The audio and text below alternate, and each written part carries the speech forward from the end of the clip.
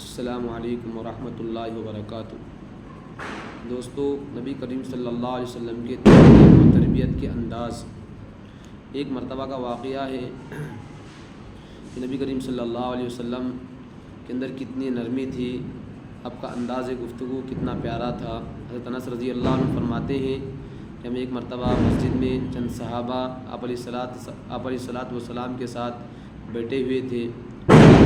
میں ایک دیہاتی یعنی دیہات کا رہنے والا اعرابی وہ شخص آیا اور مسجد کے ایک کونے میں پیشاب کرنے لگا۔ حضرت انس رضی اللہ عنہ فرماتے ہیں کہ ہم لوگ جلدی سے اٹھ کھڑے ہوئے اور اس کو روکنا چاہا تو نبی کریم صلی اللہ علیہ وسلم نے فرمایا کہ اگر اس نے پیشاب کرنا شروع کر دیا ہے تو اس کو کرنے دو، روکو مت۔ چنانچہ وہ اعرابی وہ دیہاتی پیشاب سے جب فارغ ہوا تو نبی کریم صلی اللہ علیہ وسلم نے اس کو اپنے پاس بلایا، بڑے پیار سے نرمی سے بلایا اور کہا ان ھذا کہ اے اعرابی، یہ مساجد اللہ کا گھر ہیں، یہ قرآن کی تلاوت کے لیے، نماز کے لیے اور ذکر و اذکار کے لیے بنائے گئے ہیں۔ پیشاب کرنا اور اسی طرح دوسری گندگی کرنا اس میں مناسب نہیں ہے۔ اتنا کہنا تھا آپ علیہ الصلاۃ والسلام کا کہ وہ بات اس کے دل پر اثر کر گئی اور وہ سمجھ گیا۔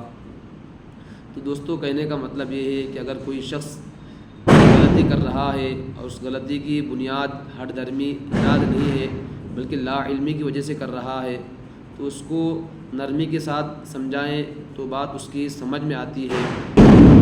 اگر اس کے ساتھ سخت لہجہ اختیار کیا جائے، تجھ روئی کی جائے تو دوستو پھر وہ اس کے نیکی کے جذبات ختم ہو جاتے ہیں، پھر وہ غلط اثرات لیتا ہے۔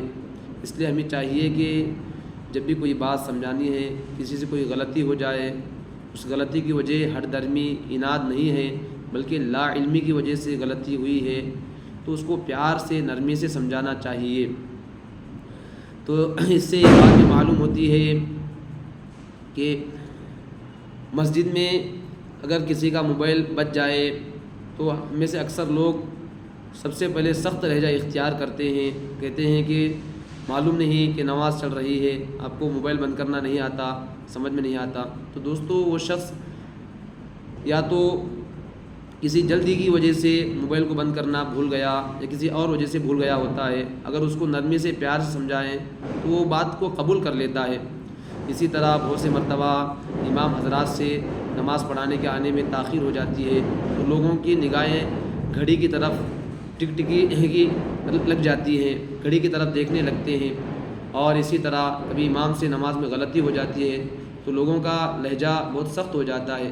تو دوستو، امام کبھی آنے میں قصداً تاخیر نہیں ہے بلکہ آنے میں تاخیر ہو گئی ہے۔ اسی طرح کوئی بھی امام نماز میں غلطی نہیں کرتا ہے، غلطی ہو جاتی ہے۔ کوئی بھی بات لیجیے، اگر پیار سے اس کو سمجھائے تو دوستو سامنے والا انسان بہت جلد قبول کر لیتا ہے اور اس کے اندر نیکی کی جذبات پیدا ہوتے ہیں۔ اللہ کے نبی علیہ الصلاۃ والسلام کی عادت شریفہ یہی تھی کہ آپ ہمیشہ صحابہ کو نرمی سے پیار سے سمجھایا کرتے تھے۔